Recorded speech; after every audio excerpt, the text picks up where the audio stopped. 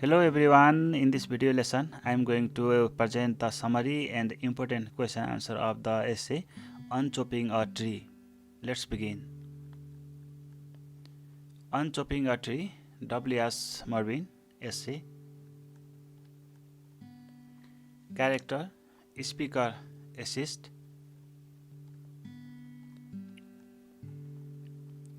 One sentence summary. The writer tells us unchop the tree to persuade the people not to cut down the trees. Unchopping a tree भन्ने यो निबन्धमा लेखकले एउटा रुख काटेको रुखलाई फेरि जोड्दा कति दुःख हुन्छ भन्ने कुरा देखाएर रुखहरूलाई बचाउन नकाट्नको लागि प्रेरित गरेका छन्। Summary. Unchopping a Tree is an essay written by W.S. Merwin. He has used the word unchopping for the process of reversing the action of chopping, or chopping a tree means cutting a tree, whereas unchopping a tree means joining the same tree. Unchopping a Tree भन्ने यस निबन्धमा W.S. मर्विनले एउटा रुखलाई काटेपछि त्यो रुखलाई जोड्दा गरिने प्रक्रियाको बारेमा विस्तृतमा वर्णन गरेका छन् र यस्तो गर्नुको पछाडि रुखलाई संरक्षण गर्नुपर्छ भनेर प्रेरित गर्न खोजेको हुन्।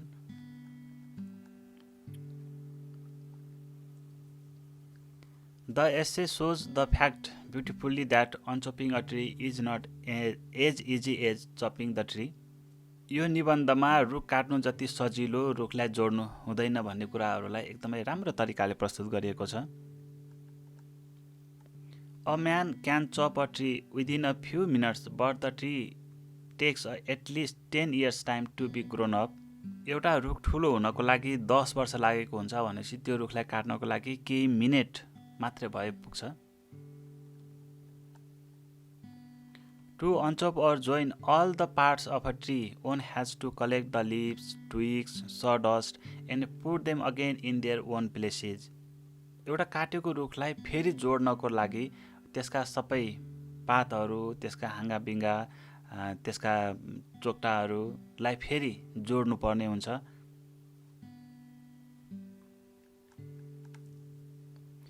To join all the parts properly, one should work very hard like the ants.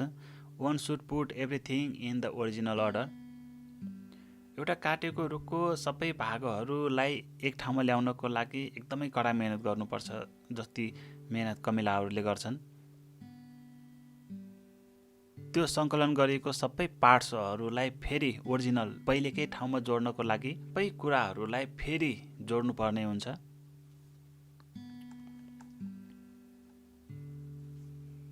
Let's suppose that tree can be joined, but nobody can give its life.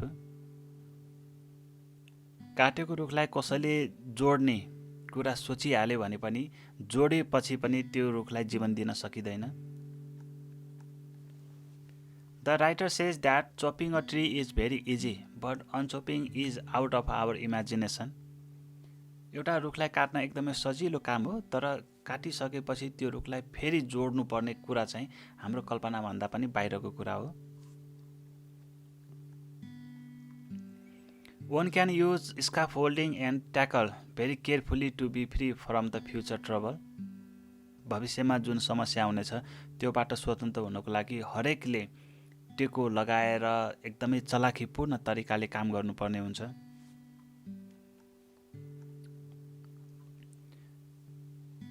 The knots inside the hollow may not be in right place. काटेको रुखलाई जोड्ने प्रक्रियाको बेलामा रुखको भित्रको गाभ सही ठाउँमा नलागेको पनि हुन सक्छ। As such, one has to lift the trunk vertically above the stump. रुखलाई काटेको रुखलाई जोड्ने बेलामा रुखलाई उठाएर एकदम मिलाएर त्यसको ठाउँमा राख्नुपर्ने हुन्छ। After fixing the broken parts of the both parts properly, one has to use the fixative or any sticky materials. रुखलाई ठड्याइसकेपछि त्यसका चोक्टाहरू जति पनि निस्केका हुन्छन् तिनीहरूलाई हरेक ठाउँमा मिलाएर जोड्नु पर्ने हुन्छ। 3 different types of fixatives should be used for the core to the trunk.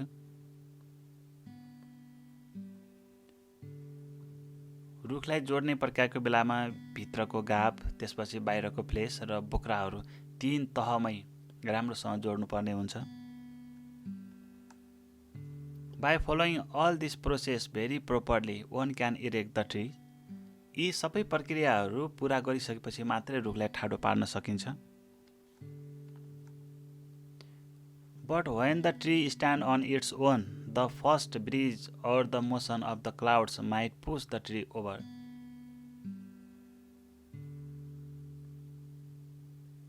जब रुखलाई यी सबै प्रक्रियाहरू पूरा गरिसकेपछि ठडाइन्छ, ठडाइसकेपछि पनि सानो हावाको झोकाले पनि यो रुखलाई ढाल्दिन्छ। At this time one can do nothing except watching and waiting. र यस्तो बेलामा कसैले केही पनि गर्न सक्दैन हेर्ने बाहेक।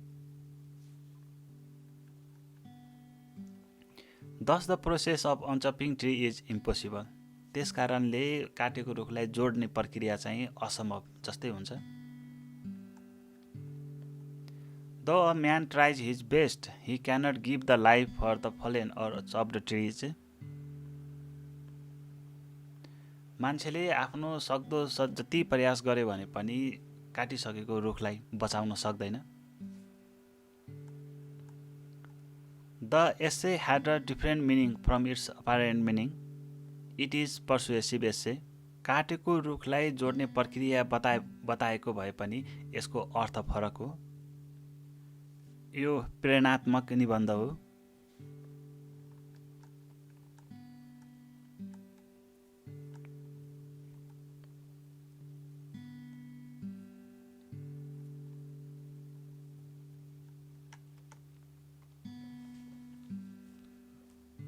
Long question. Is unchopping a tree possible?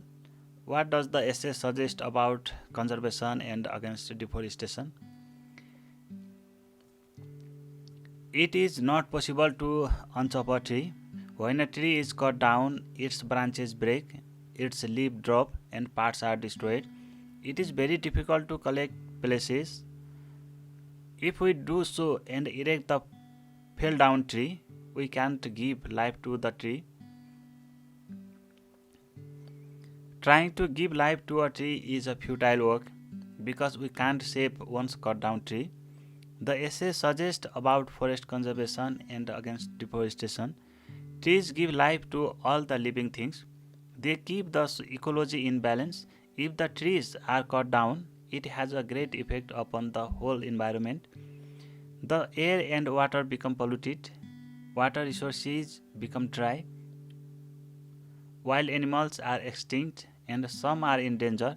People suffer from various diseases. People face the problems as floods, droughts, landslide, and so on. The temperature of the world is increased. Some places have been changed into deserts. So we should reforestation and conserve the tree to be happy, healthy, and prosperous.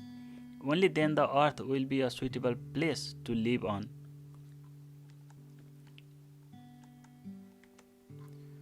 Short questions. What is Marvin imply by asking the reader to unchop the tree?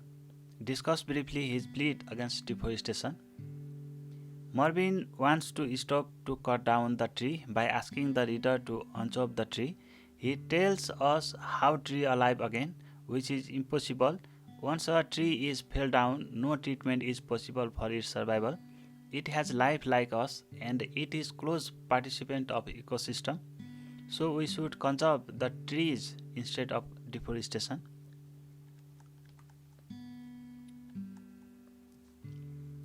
Summarize the essay in short. Unchopping a tree.